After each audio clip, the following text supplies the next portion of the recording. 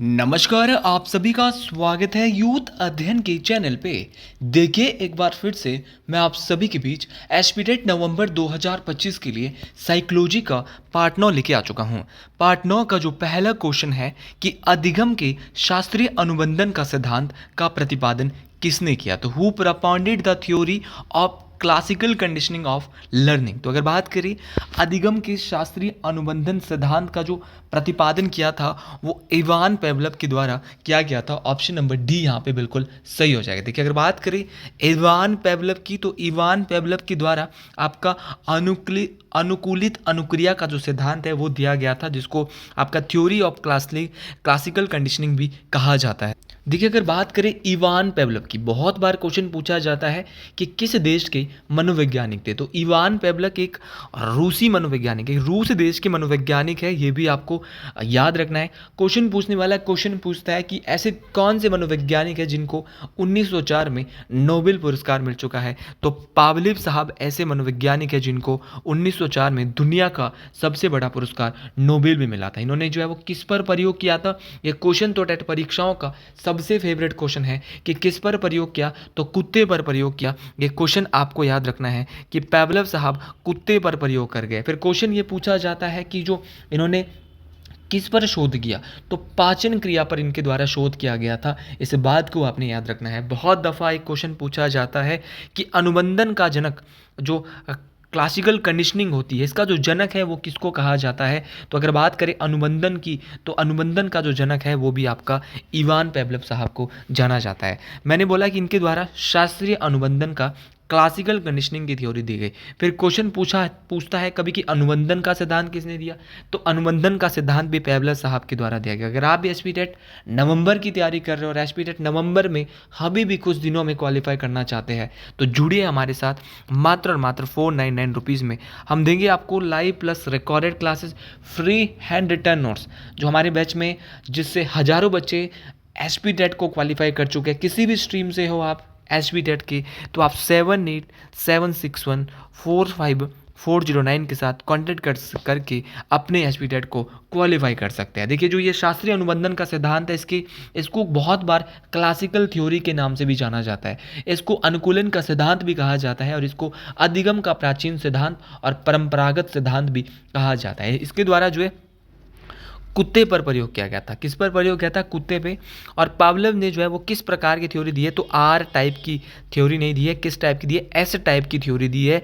ये बात आपको याद रखनी है कि तो एस प्रकार की थ्योरी, एस टाइप की जो थ्योरी है वो इवान पावलव के द्वारा दी गई थी। इस बात को आपने डिटेल से याद रखना है, बेहतरीन तरीके से याद रखना है। क्लासिकल कंडीशनिंग के बारे में जितने क्वेश्चन मैंने आपको बताए हैं। तो जी चलिए अगले क्वेश्चन की ओर बढ़ते हैं कि यदि किसी व्यक्ति की बुद्धि लब्धि 75 से 90 के मध्य होती है तो उसे क्या कहा जाता है। तो कोई भी व्यक्ति है जिसकी बुद्धि लब्धि जो है वो 75 से 90 के बीच में होगी, तो उसको हम कहेंगे क्या, तो ये आपका मूर्ख कहेंगे। देखिए जो 75 से 90 के बीच में होता है वो बालक कैसा होता है, तो वो बालक जो आपका मोरॉन्स होता है आपका मूर्ख होगा। क्योंकि प्रतिभाशाली जो व्यक्ति होगा, जो गिफ्टेड चिल्ड्रन होगा, उसकी बुद्धि कितनी होती है, मैं बहुत बार आपको बोल चुका हूँ, उसका इंटेलिजेंट क्वेश्चन जो होगा वो 140 से अधिक होता है। उसी प्रकार आपका बहुत बार पूछा गया कि जो सामान्य बुद्धि वाला होता है उसका जो आईक्यू है वो कितना होता है। तो सामान्य बुद्धि वाले का होता है 90 से 120 या 90 से 110 होता है। ये दोनों बातें आपको डिटेल से याद रखना है। तो जो एवरेज स्टूडेंट होगा उसका होगा 90 से 110 के बीच में, ये आपको डिटेल से याद रखना है। और सामान्य बुद्धि से जो ऊपर होगा वो 110 के ऊपर होगा। अच्छा, एक होता है अल्प बुद्धि वाला जो बिल्कुल डल होता है। अच्छा, अल्प बुद्धि वाला जो होता है इसका भी मतलब क्या होता है, इसका भी जो है वो इसका भी कम ही होता है, मतलब इसको मध्य बुद्धि या अल्प बुद्धि आप बोल सकते हैं।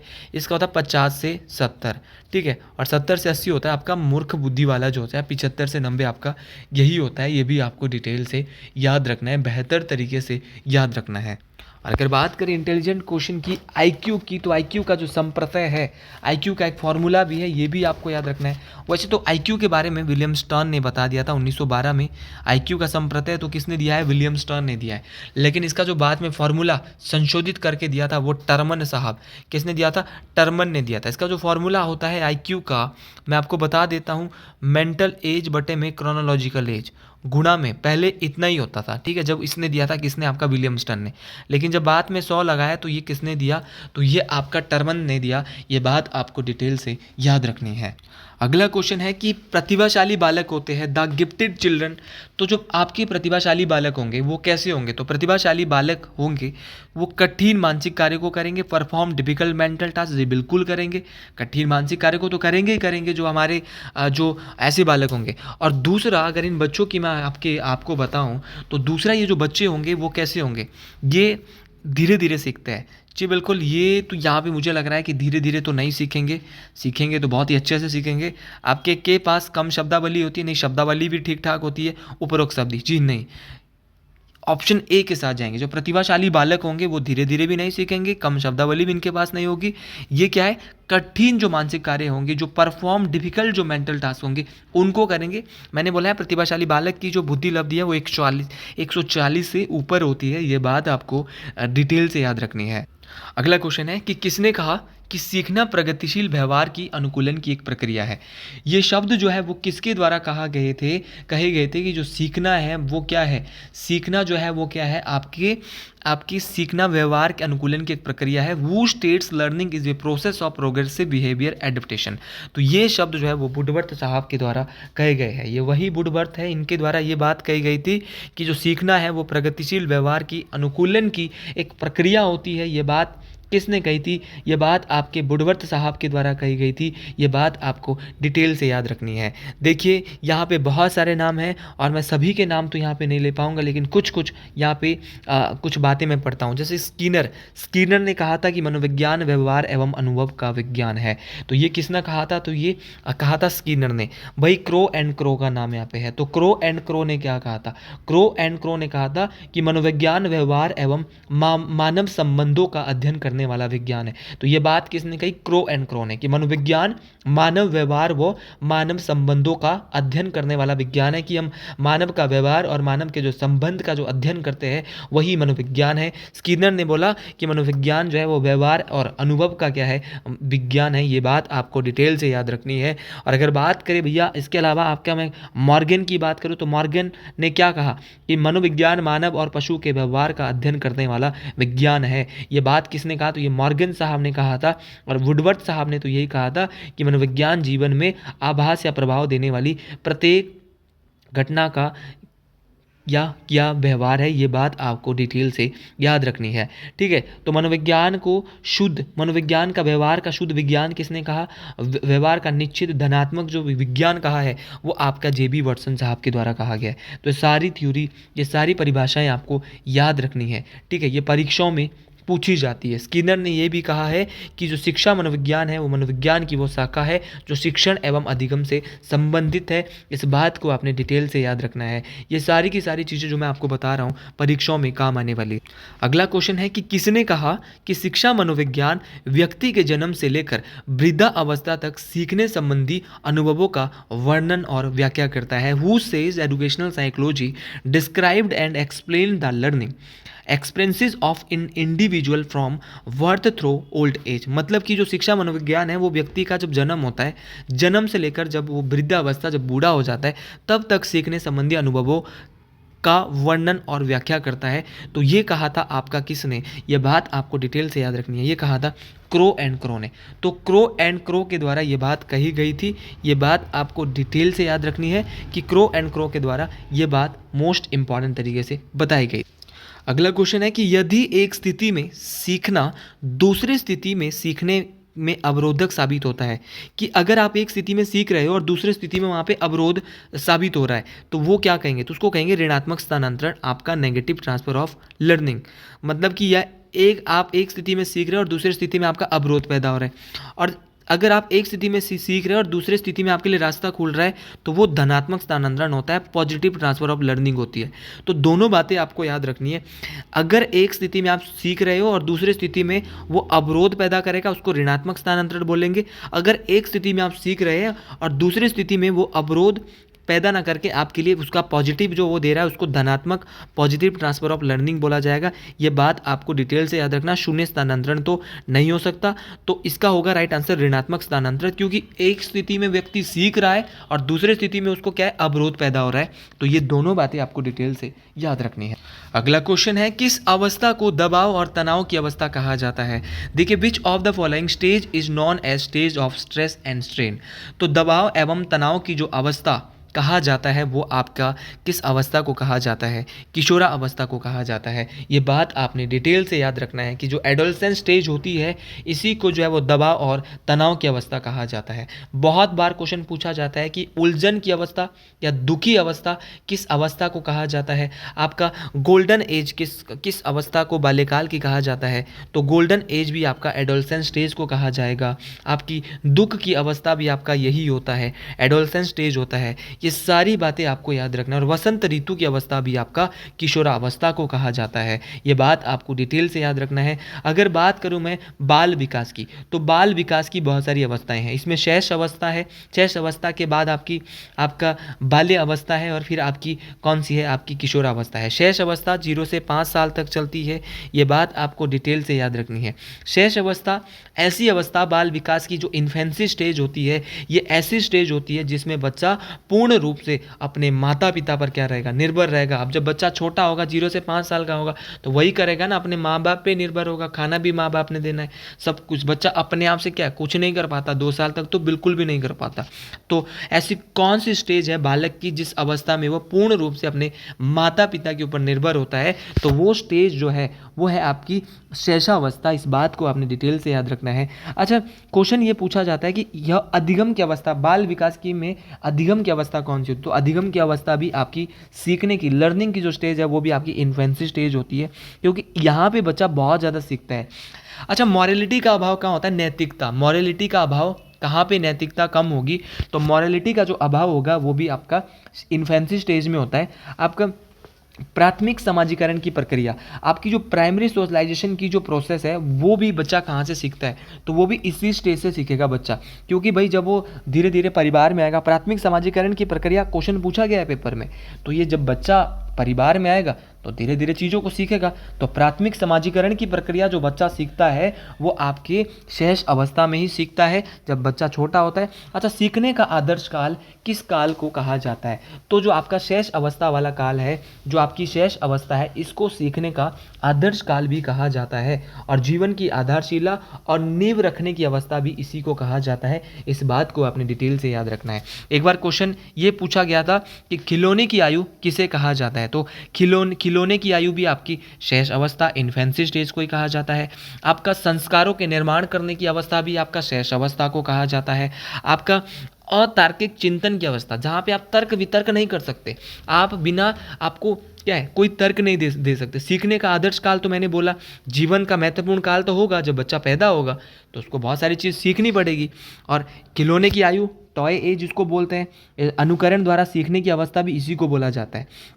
अच्छा, दूसरा जो है वो है आप दूसरी स्टेज इसमें है वो है आपकी, अगर मैं आपको बताना चाहूँ, दूसरी अवस्था है आपकी बाल्य अवस्था। बाल्य अवस्था जो कि 6 से 12 साल के बच्चों में होती है, बाल्य अवस्था, जिसको आप चाइल्डहुड स्टेज बोलते हैं। इस स्टेज को जीवन का अनोखा काल, यूनिक पीरियड माना जाता है, और यही जो है आरंभिक स्कूल की आयु भी होती है।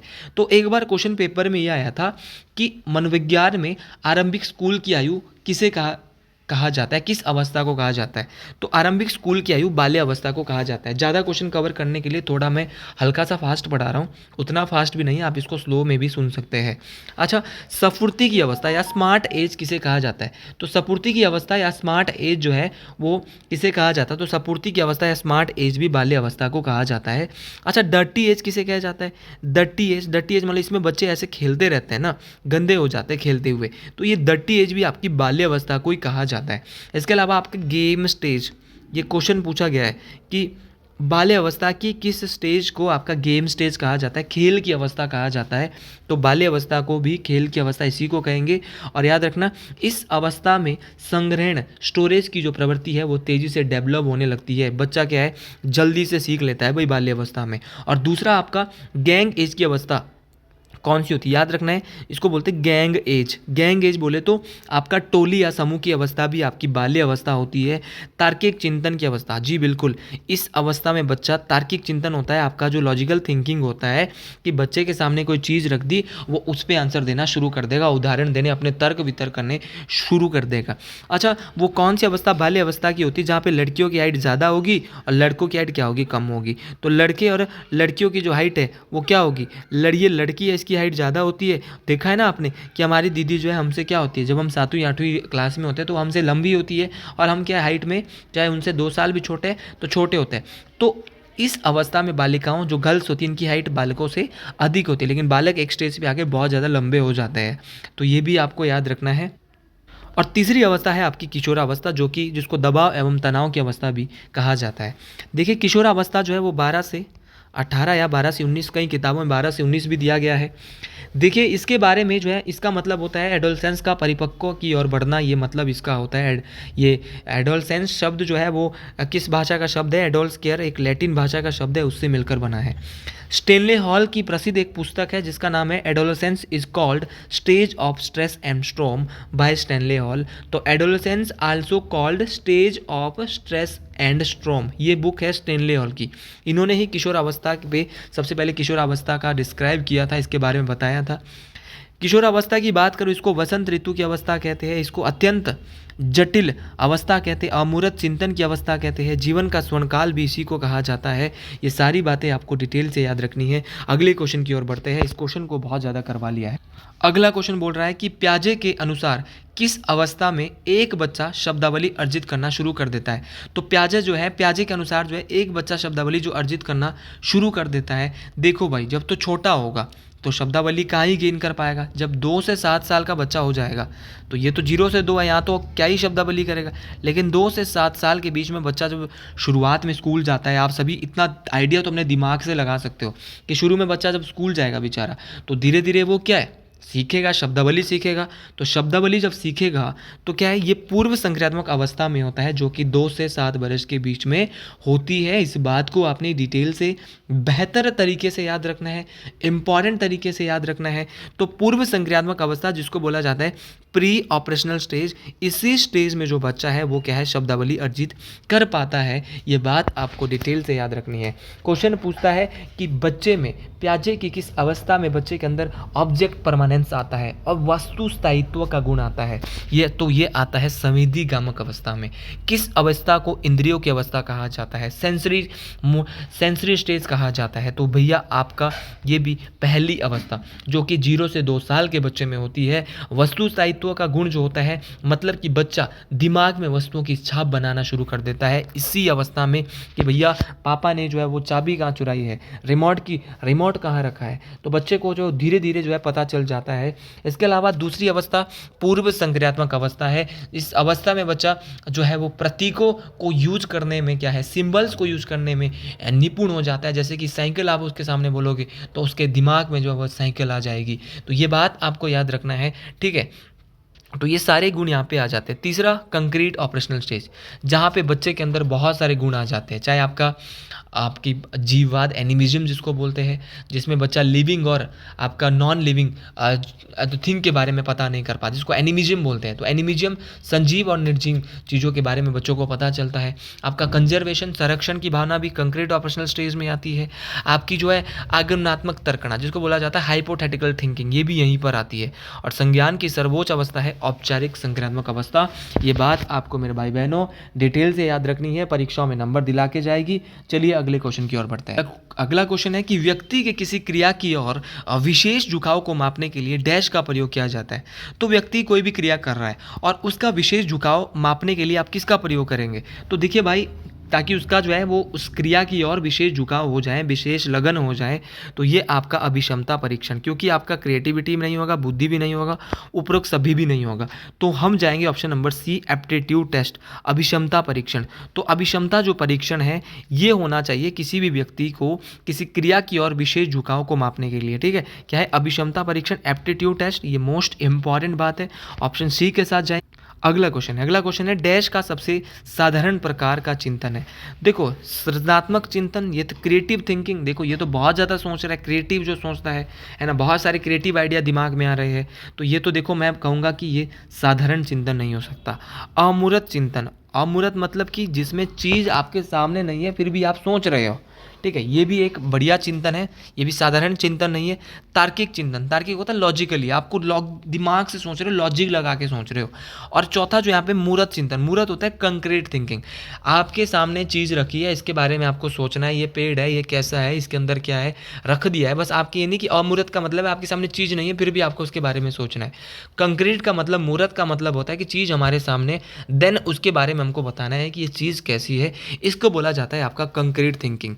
तो ऑप्शन डी के साथ मैं जाने वाला हूँ, क्योंकि सृजनात्मक भी नहीं होगा, अमूर्त भी नहीं होगा, तार्किक भी नहीं होगा, तो जी हाँ, concrete thinking is the simplest form of thinking. ये बात आप डिटेल से याद रखिए, बेहतर तरीके से याद रखिए। और अगर आप एच पी टेट नवंबर में, सच बता रहा हूँ, क्वालिफाई करना चाहते हैं तो 7876145409 अभी भी हैंड रिटन नोट्स ले सकते हैं इस परीक्षा को क्वालिफाई करने के लिए। आज का अंतिम क्वेश्चन कि अधिगम को प्रभावित करने वाला निम्नलिखित में से कौन सा कारक अधिगम की प्रक्रिया से संबंधित है।